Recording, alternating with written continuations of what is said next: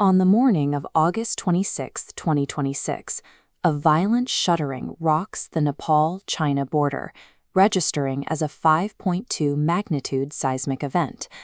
Seismologists at the USGS soon notice an anomaly. Tectonic plates produce a predictable signature when they shift, but these erratic waves don't match that standard readout. At the same moment, sensors on the Trishuli River record a surge that defies logic. Water levels spike 9 meters in just 30 minutes, instantly destroying the downstream monitoring stations. The 5.2 magnitude spike was the kinetic impact of a mountain physically collapsing into the riverbed.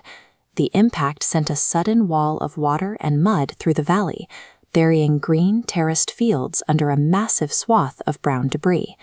The scale of the destruction is staggering.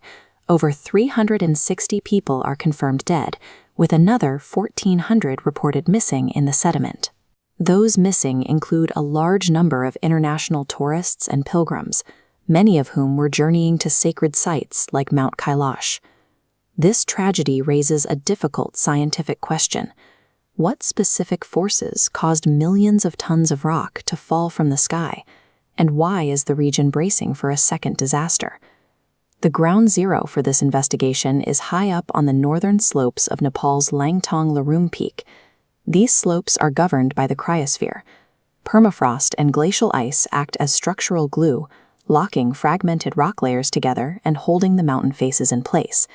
But as temperatures rise, that frozen glue turns to water. Deep within the mountain's core, the rock separates and loses its friction. This structural failure results in a catastrophic freefall, where millions of tons of rock and ice slam into the Lende Kola River below. Rising temperatures weaponized the peak, initiating a deadly geological chain reaction as the mountain gave way. This displaced mass turned the river system into a high-speed debris flow, a liquid bulldozer made of water, sediment, and massive boulders. The flow traveled from the Bote Koshi into the Trishuli River, gaining momentum and destroying everything in its path. Infrastructure at the border was obliterated, including the critical Jirong port. This building is now a collection of rubble being cleared by excavators. Nepal's energy sector also took a direct hit. Over 500 megawatts of hydropower capacity, both operational and under construction, were heavily damaged or destroyed.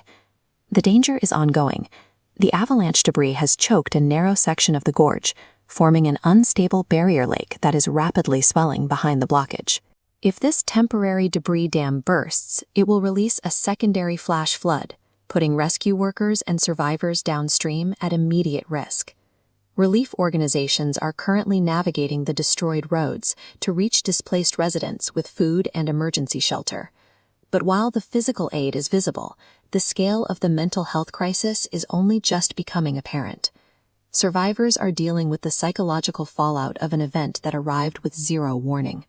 Recovery teams are prioritizing treatment for severe PTSD and the intense survivor's guilt that follows such a violent loss. This search for mercy is captured in the traditional Nepali bhajan, Daya Gata Prabhu. It serves as a reminder that rebuilding the valley's physical infrastructure is only half of the work. The survivors also face the immense task of processing the trauma left behind by the water. A vertical view of the valley's geography reveals how this disaster fits into a much wider regional context. This exact river system suffered a similar, deadly glacier-driven flash flood just 14 months ago. As the Himalayas continue to warm, the structural integrity of these mountains is weakening. These massive ice rock avalanches are no longer rare events. They are part of the landscape's changing reality. This shift requires a new level of cross-border cooperation and the rapid deployment of early warning systems to alert the communities living below. The mountains are structurally destabilizing. For the millions of people in these valleys, survival depends on adapting to this new geography before the next peak collapses.